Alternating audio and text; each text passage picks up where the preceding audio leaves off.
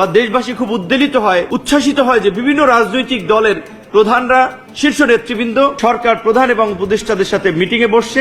নিশ্চয়ই দেশ এবং জাতির জন্য একটা গুরুত্বপূর্ণ সিদ্ধান্ত আসবে।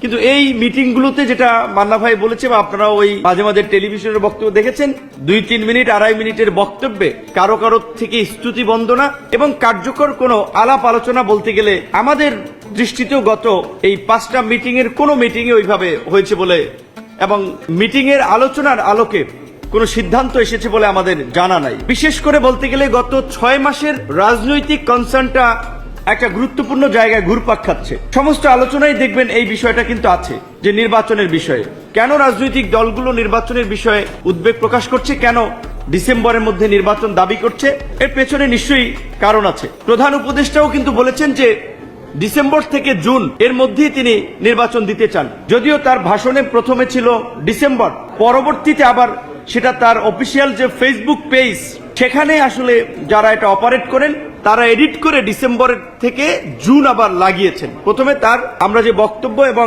তার অফিসিয়াল পেজ থেকেও যেটা স্টেটমেন্ট পেয়েছিলাম ডিসেম্বরের মধ্যেই তিনি নির্বাচন দিতে চান। তার আগে সেনাপ্রধানও বলেছিলেন 18 মাসের মধ্যে নির্বাচন, সেনাপ্রধানের সাথে প্রধান উপদেষ্টার বৈঠক এবং পরবর্তীতেই কিন্তু প্রধান উপদেষ্টার ভাষণে আমরা এই টাইমলাইনটা পেয়েছিলাম। সেখান থেকে জুনে আসলো কেন, এটি নিয়েই কিন্তু আমাদের একটা উদ্বেগ উৎকণ্ঠা আছে। কারণ বাংলাদেশের প্রেক্ষাপটে মে মাসে তীব্র গরম, ভ্যাপসা গরম।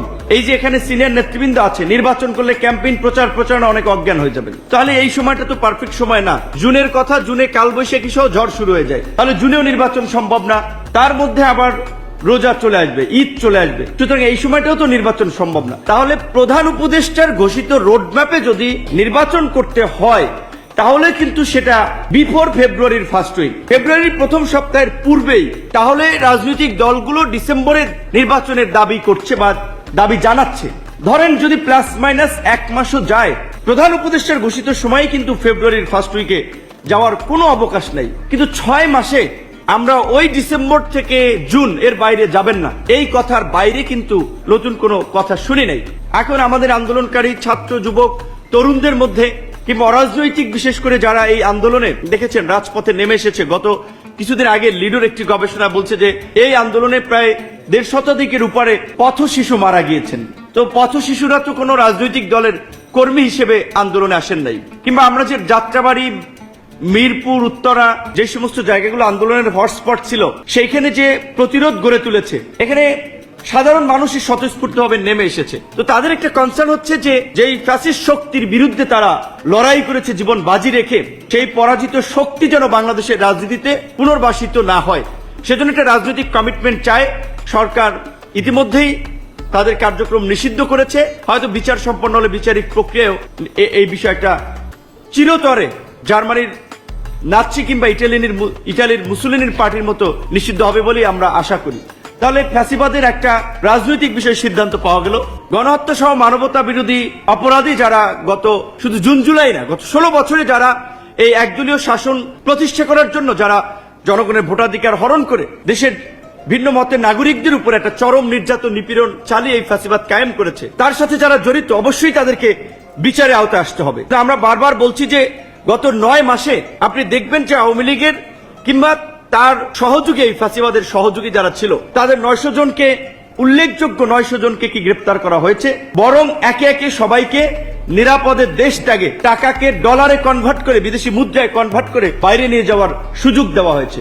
উপদেষ্টা পরিষদের পরামর্শে, সুপারিশে কাউকে কাউকে জামিন দেওয়া হয়েছে। ছাত্র নেতৃবৃন্দ, আমাদের ভাইরা, আমাদের সহকর্মীরা হয়তো বুঝে কিংবা না বুঝে আবেগে বলছে, কিংবা তাদের এজেন্ডা বাস্তবায়ন করার জন্য বলছে যে সেনাবাহিনীকে কাঠগড়ায় দাঁড় করাচ্ছে। আওয়ামী লীগের যে রিফাইন আওয়ামী লীগ নামে যে প্রকল্প নেওয়া হয়েছে, এর সাথে তো 2 জন উপদেষ্টা জড়িত। এটি শুধু সেনাবাহিনীর বক্তব্য না, যদি সেনাবাহিনী এই ধরনের বক্তব্য দিয়েছে কিনা আমরা জানি না। তো এই রিফাইন আওয়ামী লীগ তো তাহলে সরকারও চাচ্ছে, যেই কারণেই তো কয়েকজনকে রিফাইন হিসেবে উপস্থাপন করার জন্য এখনো গ্রেপ্তারের বাইরে রাখা হয়েছে, জামিন দেওয়া হয়েছে এবং এই বিষয়টা আলাপ আলোচনা চলছে। তারাই বলছে যে আওয়ামী লীগের মতো একটা বড় দল, তাদের 15 থেকে 20% ভোট আছে, আপনারা কি চাইলে এটা সম্ভব না? এটা উপদেষ্টাদেরও কারো কারো বক্তব্য। তাহলে এই যে একদিকে ধরেন আমাদের বিপ্লবী ছাত্র জনতা, ছাত্ররা খুব স্পিডের সাথে কথা বলছে আওয়ামী লীগের প্রশ্নে আমরা আপোষ করবো না, কিন্তু এই সরকারের লোকেরাও তো আওয়ামী লীগের সাথে একটা দফা রফা করে একটা সমঝোতা করার প্রক্রিয়া চালিয়েছে বা চালাচ্ছে, সেই জায়গা থেকে আমরা বলছিলাম যে এই একেবারে এই অরাজনৈতিক সরকারের উপদেষ্টা পরিষদের এই উপদেষ্টা মণ্ডলী দিয়ে এই বিপ্লবী স্পিরিটের জন আকাঙ্ক্ষার বাস্তবায়ন সম্ভব নয়। সেখানে আমরা শুরুর দিকে বলেছিলাম যে পার্থ ভাই যেটা বলে গিয়েছেন যে অন্তত যারা রাজনীতি বোঝে এই রকমের 4-5 জন মানুষকে আপনারা নেন। আজকে আপনারা দেখেন যে এই উপদেষ্টা পরিষদ বিনয়ের সাথে উইথ ডিউ রেসপেক্ট, তাদের প্রফেশনাল জায়গায় তাদের পাণ্ডিত্য আছে, আমরা সম্মান করি। 5টা লোক দেখাইতে পারবেন যারা রাজনৈতিক ভাবে ভালো একটা ম্যানেজারিয়াল ক্যাপাসিটি তাদের আছে, রাজনৈতিক দলগুলোর সাথে সরকারের সাথে একটা সংযোগ তৈরি করে একটা সমন্বয় করে এই সংস্কার বিচার এবং নির্বাচনের পথে বাংলাদেশকে নিয়ে যেতে পারবে।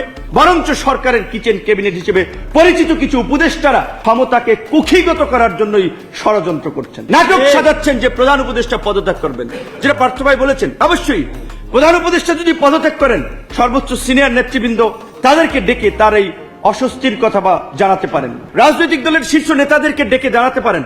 আমাদেরকে তো এর আগেও 4 বার ডেকেছেন। নাহিদের কাছ থেকে আমাদের কেন শুনতে হবে? এবং নাহিদের রেফারেন্সে সেটা বিবিসি, রয়টার্স, নিউ ইয়র্ক টাইমসে নিউজ হবে, এইটা কি সরকারের কাছ থেকে আমরা প্রত্যাশা করেছিলাম? এবং আজকে আপনারা বলছেন বা অনেকে সোশ্যাল মিডিয়ার কারণে সহজে মানুষ বক্তব্য দিলে ভাইরাল হয়ে যায়, মিলিয়ন মিলিয়ন মানুষের পৌঁছে যায়।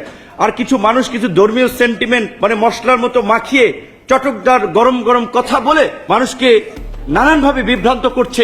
আজকে অনেকে বলছে যে এনসিপি কে বোধহয় ক্ষমতায় নেওয়ার জন্য, ক্ষমতায়িত করার জন্য বোধহয় সরকার নির্বাচন পেছাতে যাচ্ছে। প্রকৃত অর্থে সেটা না।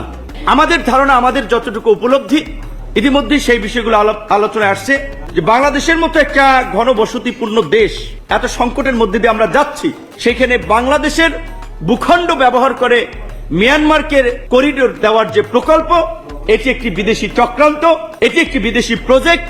এর মধ্যে দিয়ে বাংলাদেশকে বিদেশিদের একটা কুরুক্ষেত্রে পরিণত করার ষড়যন্ত্র এবং ছক আঁকা হচ্ছে। এই ছক বাস্তবায়নের জন্য নির্বাচন পেছানো হতে পারে। বন্দরের কথা বলেছে, এরকম আরো অনেক ইস্যু আছে যেগুলো আমরা পাবলিকলি বলতে চাই না, যেটা সালাউদ্দিন সাহেব গতকালকেও বলেছে যে সরকারকে একাধিকবার আমাদের কনসার্নটা জানিয়েছি কেন আমরা ডিসেম্বরে নির্বাচন চাই। এবং গতকালকের মিটিংও দেখেছেন, এখন প্রধান উপদেষ্টাকে উদ্ধৃত করে যে নিউজটি এসেছিল জাপান থেকে যে একটি মাত্র দল নির্বাচন চায়, কিন্তু গতকালকে আপনারা শুনেছেন 26 দলের বক্তব্যের মধ্যে 23 দলই ডিসেম্বর এবং তার আগে নির্বাচন চায়। ASBD 24 সত্য প্রকাশে প্রতিশ্রুতিবদ্ধ। চ্যানেলটি সাবস্ক্রাইব করুন।